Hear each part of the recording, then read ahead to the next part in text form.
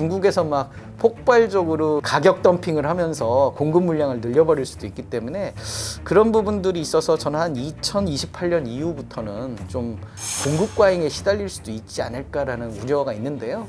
지금 2023년이니까 앞으로 한 3, 4년 정도는 충분하게 우리가 수익을 누릴 수 있는 구간이지 않겠느냐라는 생각이 들어서요. 뭐 2030년 실적을 끌어와서 버블이 아니냐. 제가 보기에는 그러기에는 조금 앞으로도 조금 더 오를 그럴 개연성들이 이 인버스 ETF가 이제 출시되면서 이렇게 단기 주가 급등을 좀 완화시키는 개인이 공매도 하는 거와 비슷한 효과를 가져올 수 있거든요. 그래서 인버스 ETF 발 9월 달에 단기 좀 조정이 올 개연성들도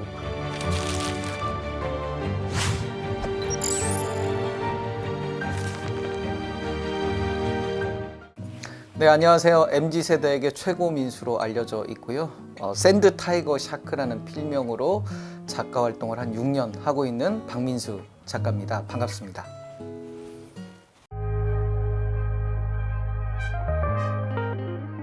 우리가 2021년 시계를 거꾸로 되짚어 보면 지금 양극재 기업들의 주가를 2021년과 비교해 보면 상당히 뭐 4-5배씩 이렇게 상승한 걸 볼 수 있거든요. 근데 그 당시에는 단기적으로 버블이다라는 이야기들이 있었고, 실제로 제가 2월인가 출연하고 한 2달 있다가 폭스바겐 내재화 사태가 나면서 전체적으로 주가가 한 15% 정도 빠지면서 제가 이제 2달 만에 그 채널에 나가서 할 말이 없더라고요. 그래서 좋은 그런 성장 산업이고 실적이 앞으로 개선될 기업이기 때문에 우리가 저점 매수 관점으로 접근하자. 오히려 좋아, 고맙다, 더 사야 된다, 뭐 이런 이야기를 하면서 그게 하나의 밈이 됐는데요. 그래서 좋은 기업이라고 하면 실적이 개선되는 기업, 그리고 많이 버는 만큼 배당을 많이 주는 기업을 사서 혹여 내가 실수로 고점에 매수했다면 재미삼아 이야기하는데요. 246전법 20% 빠질 때마다 추가 매수 전략으로 접근해서 매수 단가를 최대한 낮춰 놓으면 싸게 산 거잖아요. 그렇게 하면 시간이 지나면 3개월 단위로 실적 발표를 하기 때문에 실적 발표에 따라서 우리가 점점 이 주가의 고점은 올라갈 것이다 라는 측면에서 저는 2차 전지 섹터, 특히 양극재 기업과 ETF를 강조를 좀 드렸었던 부분이고요. 그게 지금 한 2년 지났는데 상당히 많이 들어맞아서 올해 강한 상승 흐름을 보여준 거죠.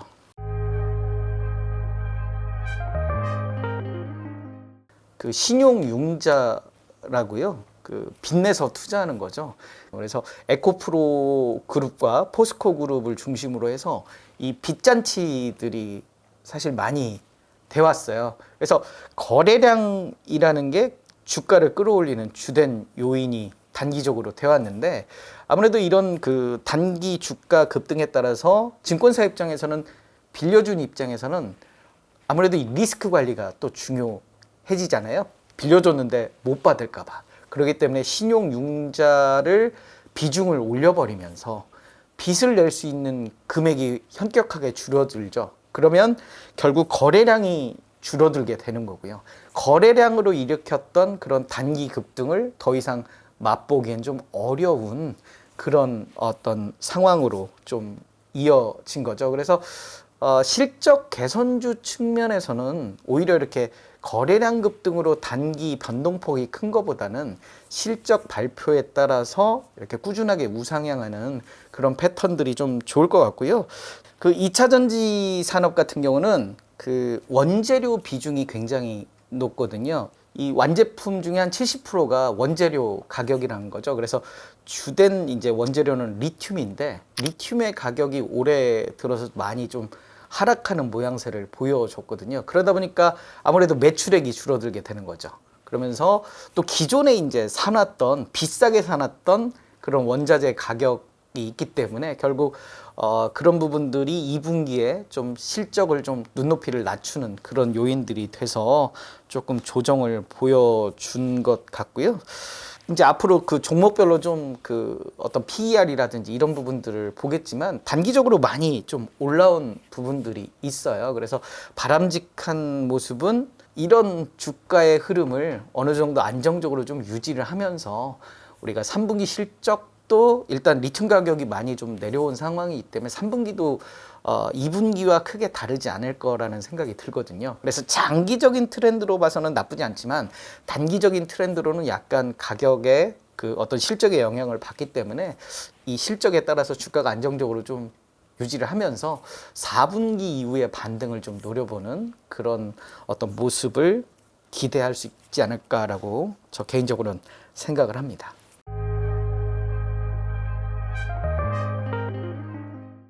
일단 글로벌 전기차 침투율 자체가 앞으로 꾸준하게 좀 성장할 거다라고 이야기를 하거든요. 그래서 글로벌 전기차 침투율이 2030년이면 한 50%대 정도 되거든요. 작년 기준으로 한 10%가 조금 넘거든요. 그러면 앞으로 뭐 한 7년 정도 남았는데요. 꾸준하게 이렇게 성장하지 않을까 싶고요. 이 헤럴드 경제 자료를 봐도 2035년이면 한 88%. 그러니까 2035년이면 대부분 전기차를 산다라고 보시면 되고요.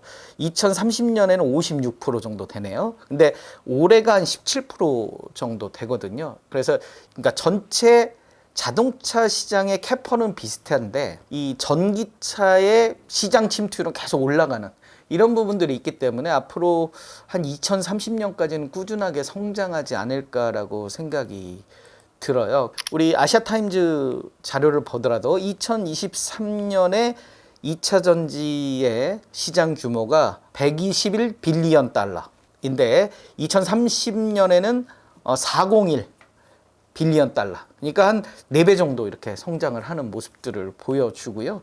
중요한 것은 글로벌 그 배터리의 수급 추이 전망인데요. 이게 이제 어찌됐든 수요와 공급의 그래프에서 2030년 정도 되면 수요와 밸런스가 맞는 거죠. 그러니까 수요와 공급의 어떤 그 일치되는 부분들이 2030년 정도면 맞으니까, 그러니까 2030년 이후에는 사실 2차 전지가 매력도가 좀 떨어지는 거죠. 그러니까 공급이 수요보다 더 많은, 그렇기 때문에 한 뭐 2028년 뭐 이 즈음부터는 재미가 없을, 그러니까 우리가 태양광의 어떤 공급 과잉, 그로 인해서 우리가 태양광 업체들의 주가 하락폭이 좀 큰 그런 것들을 경험을 해봤잖아요. 특히 이제 우리의 경쟁 상대가 중국이 있다 보니까 중국에서 막 폭발적으로 이 가격 덤핑을 하면서 공급 물량을 늘려버릴 수도 있기 때문에 그런 부분들이 있어서 저는 한 2028년 이후부터는 좀 공급 과잉에 시달릴 수도 있지 않을까라는 우려가 있는데요.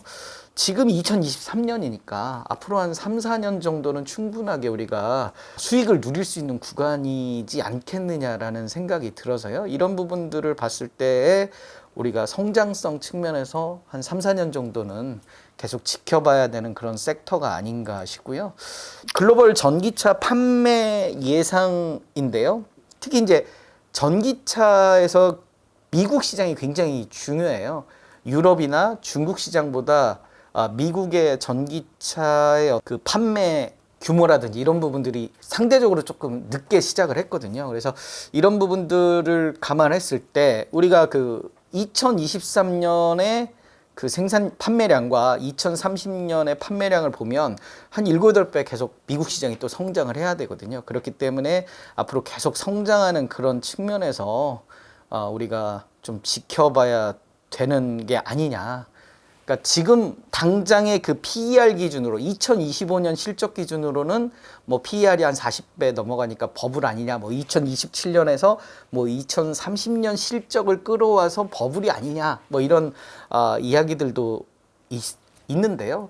제가 보기에는 그러기에는 조금 앞으로도 조금 더 오를 그럴 개연성들이, 그러니까 2026년, 2027년 기준으로 PER을 계산한다면 지금의 40배가 뭐 20배 뭐 이렇게 떨어질 수 있는 개연성들이 있기 때문에, 그러니까 너무 먼 미래 아니냐 또 이렇게 이야기하시는 분들이 있는데, 그럼에도 불구하고 계속 이 산업의 트렌드는 성장을 하기 때문에 꾸준하게 지켜봐야 되고, 주가가 혹여 뭐 단기적인 악재로 급락을 해준다면 저점 매수 관점으로 계속 지켜봐야 될 중요한 섹터다, 저는 이렇게 말씀을 드리고 싶어요. 일단 우리가 이제 하반기로 접어들수록 이제 전체 주식시장의 어떤 리스크이기도 하고요. 그 다음에 이제 가장 많이 오른 그 종목에 대한 리스크이기도 한데, 대주주 양도세 이슈가 있거든요. 보통 찬바람 불면 고배당주인데, 요즘은 찬바람 불면 대주주 양도세 회피. 그러니까 10억 원이죠. 특정 한 종목을 10억 원 이상 보유하게 되면 대주주 양도세를 내게 되는데요. 그런 영향으로 보통 한 10월 정도부터 이렇게 매도세가 좀 강하거든요. 개인의 투자 비중이 높은 종목일수록 그런 영향들을 많이 받는데, 지금 개인들이 많이 산 그런 섹터가 2차 전지 섹터들이잖아요. 그래서 차익 실현을 하고 재매수를 하거나 뭐 이런 개연성들이 높기 때문에 4분기 들어서 일단 하나의 저는 가장 큰 어떤 주가의 좀 하방을 일으키는 요인 중에 하나가 대주주 양도세 이슈. 그래서 빠르면 9월, 늦으면 10월부터 매도하려는 그런 니즈들이 좀 있을 것 같고요. 그 다음에 두 번째로는 인버스 ETF가 다음 달에 이제 출시가 되는데요. 이게 생각보다 좀 인기를 얻지 않을까라고 저는 생각을 하거든요. 왜냐하면 롱숏 전략이 가능하거든요. 그러니까 수익이 난 건 매도를 하고요. 그 다음에 떨어진 것은 매수를 하는 두 가지 전략을 하는 거거든요. 2차 전지 개별 종목을 사놓고 인버스를 동시에 사면 어찌됐든 둘 중에 하나는 수익이 나잖아요. 예를 들면 2차 전지가 급락을 하면 인버스로 수익이 나는 거고요.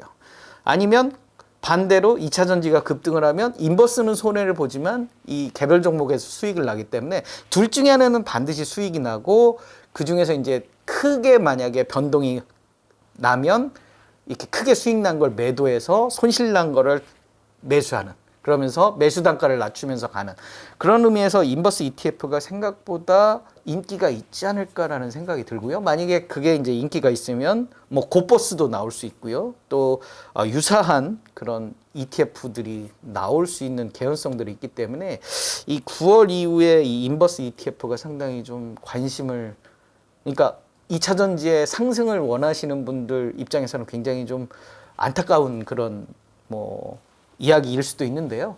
이 인버스 ETF가 이제 출시되면서 어느 정도 그런 부분들이 이렇게 단기 주가 급등을 좀 완화시키는 그런 요인들이 개인이 공매도하는 거와 비슷한 효과를 가져올 수 있거든요. 그래서 ETF가 인기가 있을수록 이 시가총액 규모가 커질 수 있기 때문에, 그래서 인버스 ETF 9월 달에 단기 좀 조정이 올 개연성들도 있을 수 있겠다라는 부분이고요. 그리고 앞서 언급했듯이 신용융자가 축소되면서 거래량이 좀 계속 줄고 있죠. 이런 부분들이 어떤 단기 변동폭을 좀 줄이는 그런 요인들이 될 수 있다. 최근의 트렌드를 보면 먼저 에코 프로부터 움직이고요. 그 다음에 에코 프로비엠이 움직이고 뭐 포스코 퓨처엠이나 포스코 홀딩스가 움직이는 이런 순환매 패턴으로 이어가고 있는데요.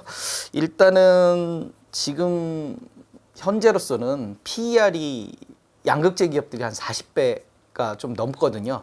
2025년 기준으로. 그렇다라고 보면 좀 이 정도 선을 지킬 수 있느냐, 그리고 지켜주느냐, 이게 좀 중요할 것 같고요. 여기서부터 이제 더 오르면 아무래도 조금 부담스러운 그런 상황이 되는데요. 이 부분의 해결은 결국 2026년도에 어떤 기대치, 실적 예측치가 나오면서 그 실적 예측 대비해서 PER이 더 낮아질 거거든요. 그러니까 아무래도 3분기 또는 4분기 이후에 실적이 나오면서, 그러면서 좀 지금의 주가를 유지하면서 좀 상승하는 패턴으로 이어졌으면 하는 그런 바람이 있는 거죠. 일단 ETF가 나와봐야 저도 알겠지만, 일단 뭐 그 기초 지수를 산정하는 그 로직을 한번 저는 봐야 될 것 같아요. 지금 뭐 단정해서 뭐 그렇다라고 말씀드리긴 그렇고요. 아무래도 이제 포스코 홀딩스가 상대적으로 이제 PER이 조금 낮은 부분들이 있거든요. 그러니까 에코프로나 에코프로비엠 또 포스코 퓨처엠보다는 2025년 실적 기준으로 지금 보면 거의 철강 기업이 대부분이거든요. 매출액의 한 뭐 50% 이상이 철강이기 때문에 그런 것들을 반영하면 PER이 한 11배 정도 되거든요. 그러니까 에코프로비엠이나 에코프로, 포스코 퓨처엠이 한 40배 내외 이상으로 되어 있는데 그런 부분들 때문에 아무래도 좀 그 단기적인 하락폭이 작지 않겠냐라고 볼 수도 좀 있는 부분들도 있지 않을까 싶은데요. 그 편입 비중은 어차피 계속 좀 변해가는 그런 부분들이라서 막상 나와봐야 세부적으로 좀 알 수 있을 것 같아요.